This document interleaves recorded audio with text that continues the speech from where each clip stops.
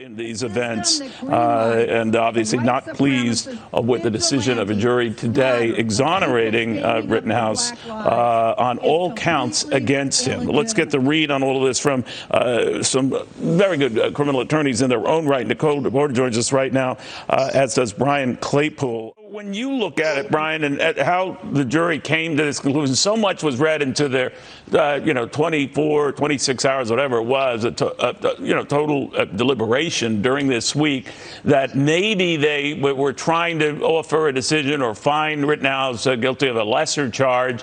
It turns out that that was not the case, and that did not happen, but that the pressure was on them because of the potential community response that, again, I stress, at least up to this point, has been quite measured and quite, peaceful. But how does that enter into a jury's thinking as they're meeting to discuss not only the fate of one man, but the impact it's going to have on the community? Hey, Neil, it's great to be back with you. It's been an honor, actually, to be with you the last couple of weeks on this profound case. And your question is compelling.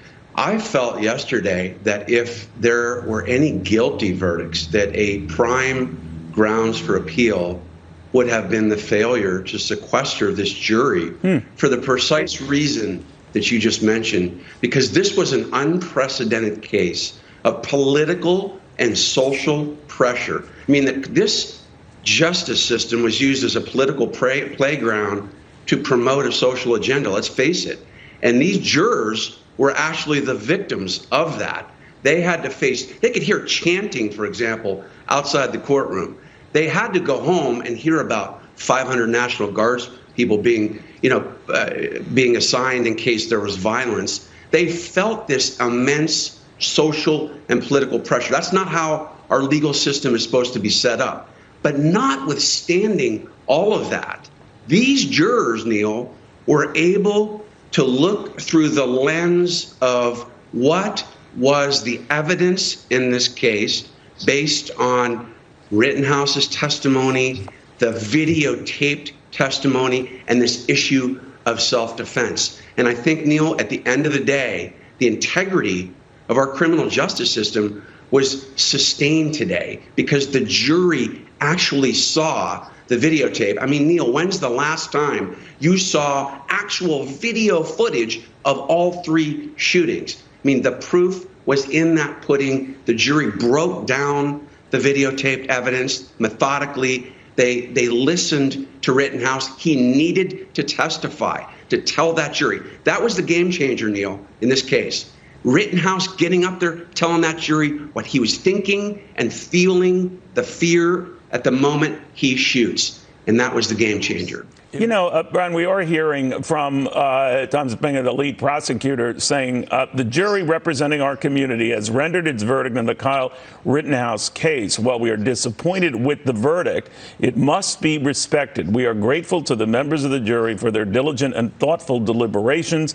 The Kenosha community has endured much over the past 15 months, and we remain resilient and strong. We ask the members of the community to continue to express their opinions and feelings about this verdict in a civil and peaceful manner. What did you make of the tone that the prosecutor was stating and the reaction from the President of the United States?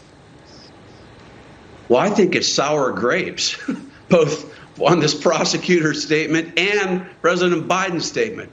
What business did the prosecutors, for example, even have in bringing these charges 2 days after the shooting?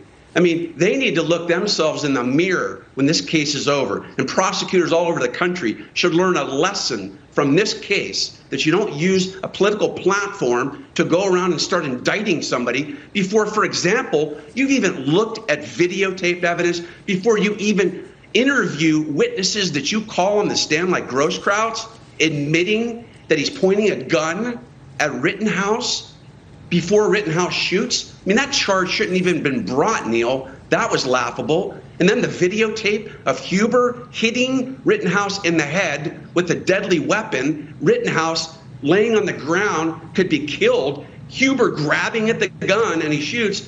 So the prosecutors, issue this statement because they're trying to save face, much like President Biden should have never stuck his neck in this at the beginning of the case, calling Rittenhouse a white supremacist, and other media outlets out there accusing Rittenhouse of murder before the evidence is even presented. I mean, this is a life-changing lesson for prosecutors and for politicians to get their facts straight before they use a courtroom to promote political agendas. Guys, I want to thank you both to that point.